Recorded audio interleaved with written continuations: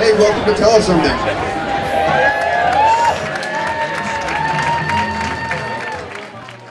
Michael English is a wandering soul. He's an artist, musician, writer, head always in the clouds, and eyes to the stars. Please welcome Michael English.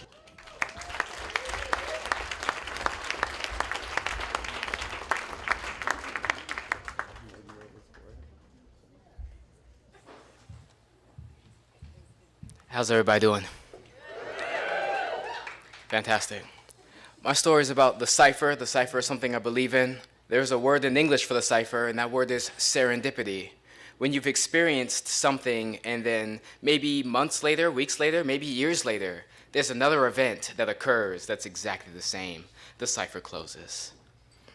Now, imagine you're on a trip with like your best friend in the world. Is your best friend with you today? If he's not, I'm sorry. If she's not, I'm sorry. But mine is. Anyway, I'm on a trip with my best friend. He's like, don't worry about it. I'm going to get you to Missoula. I love driving. Go ahead, take a nap. When I've stayed up for 36 hours, I'll wake you up and you can drive us the rest of the way. So I take a nap. I wake up. It's freezing cold. We're at the top of a mountain. We're 80 miles outside of Tonopah, Nevada, because a storm came through earlier and destroyed 3 of the highways, and we had to go back through Las Vegas, backtrack 3 hours to try to get to Missoula, where, because I moved here at that point. I wake up, I look over at the budget truck because U-Haul was just a little too expensive, I'm sorry. We both maxed out our credit cards to get this budget truck. He's like, I've got a little bit of cash. I'll pay for the gas if you pay for the budget truck. So I did. My mom was pissed, but it's okay because she's in Maryland and I was in California, so she couldn't smack me or anything like that. So I wake up. It's 3 in the morning. It's pitch black. We're at the peak of a mountain, and I see that the fuel is almost empty. I look over at my friend Jordan, who I play in a band with. We're playing the Badlanders tonight at 10:30. That's not important.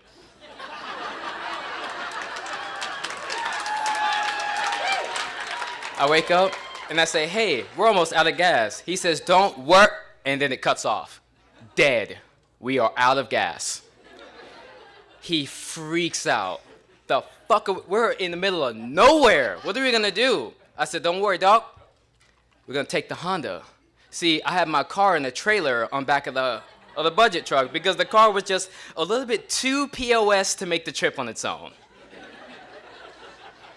So we unhitch the Honda, he takes it down the hill, and I stay with a high-power flashlight and a blanket, because it's really cold, to try and make sure that these semis that are coming through this 2-lane highway in the middle of nowhere don't crash into our truck while I'm in it trying to sleep. He gets down to the bottom of the hill, he gets some gas, he brings it back. When he gets back, the Honda has its gas slide on. But he comes back, he gives me the gas can, we start filling it up. Somebody comes up with, in a truck, he's a highway service worker, and he got calls from semis that were coming towards us, not like in the other direction, not coming the direction we were. Because the semis that were coming in the direction we were, I guided them around us with a flashlight. But the other trucks, I didn't even say anything to. So they didn't know that there was a person there. So they called highway patrol and said that there was an abandoned truck on the highway. So he shows up and he says we only have 2 minutes before the police and the tow truck comes to take our truck away. So we fill up the budget truck. It was budget because U-Haul's too expensive. Like U-Haul needs to stop playing for real. But we filled up the truck with 1.5 gallons of gas because we just couldn't get the angle right on the gas can to get all the gas out of it. And we drive the truck down the bottom of the hill. We were 80 miles outside of Tonopah because a storm had just come through and destroyed all the highways that would take us to Missoula. Literally all of them. So we had to go 3 hours back to Las Vegas and back around and up that mountain. And we stopped at the last gas station and we filled up and we got up the mountain, but we died at the top. And so we get down to the bottom. Now, when I say we died at the top, I mean we died staring at this corner. And as soon as you get around the corner, it's straight downhill. If we would have lost our gas maybe 5 minutes later, we would have coasted right down the hill, wouldn't have been a problem. But we get down to the bottom, we fill it up, everything was fine. We make it to Missoula, which is where we live now, and we have our band and everything's fine. It's like, but the Cipher closed when our car broke down at the top of the hill.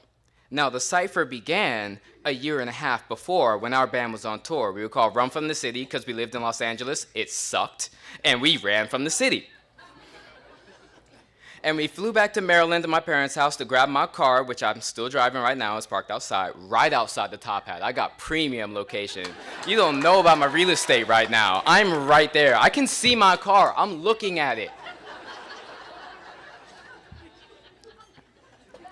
And so we grabbed my drum set from my parents' house, and we grabbed my car, and we fill it up, and I mean to the brink. There's keyboards in there, there's guitars and luggage bags and all that, and we're going on our first tour ever, and it's amazing. But 2 hours into the tour, the car breaks down. And we're in the middle of nowhere, Virginia. I mean, like, there's not even chickens walking around. Like, there's nothing. And the car breaks down, and I admit defeat immediately, just like he did on the mountain a year and a half later.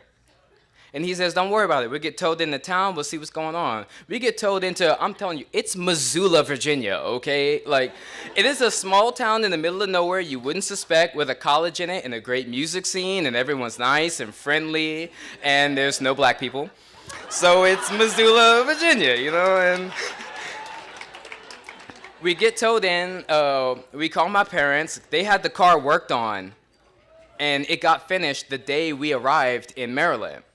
And then 2 hours after the tour, the car breaks down. So they call the dealership, and they're like, what the fuck? And the dealership says, okay, we called the mechanic who worked on your car. We had to talk to him, but he admitted his mistake. He forgot to tighten the bolt to the camshaft in your engine, so your engine is decimated. But they offered to pay for our car. It took a week to get it repaired. Our tour was delayed for a week.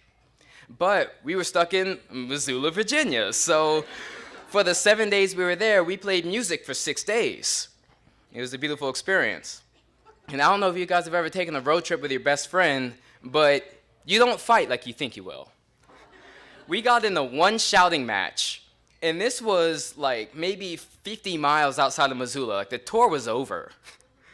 And I told him that a whore doesn't necessarily sell her body. You could be a whore for anything. It's like, if you're willing to do whatever it takes to get a set of Legos, you're a Lego whore. And he was telling me that's not the proper use for the term. So we yelled at each other for about 5 minutes, and then some Dave Matthews came on, you know. Into me. I'll crash into you, Dave. I'll do it. No, I mean, I'm heterosexual, but if you can sing, I mean, my phone number is really easy to remember. But it was a fun experience.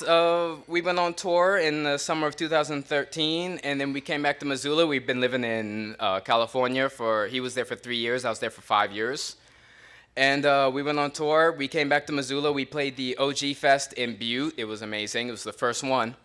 And then when we came back to Missoula, he decided that, well, he loves Missoula, and he forgot that. So he stayed, and I went back to LA for a year. And then I went broke because it's Los Angeles.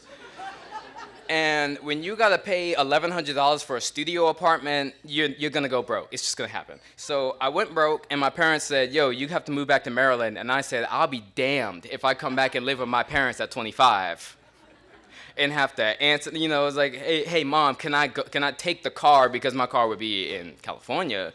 Can I take the car and go out? And she'd be like, who you with? And where you going? When are you gonna be back? And I'm a little too old for that, so I decided to come to Missoula, and every single one of my friends from Maryland are mad at me for not coming back to Maryland.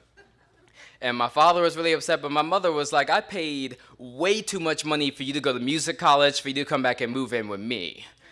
It's like, so if you're gonna go to Missoula and keep playing music, like I said, we're playing the Badlander at 10:30, if you're gonna keep playing music, then please do what you're gonna do. So that's exactly what I did, and I ended up here in Missoula. And they were a little worried at first, you know, when you grew up your whole life in Philly and then you moved to Maryland, you don't really know what the rest of the world is like. And they were like, oh, maybe Missoula's gonna be like really racist. Are you sure you're gonna be okay out there? But I've never felt more welcome anywhere in my life than here in Missoula.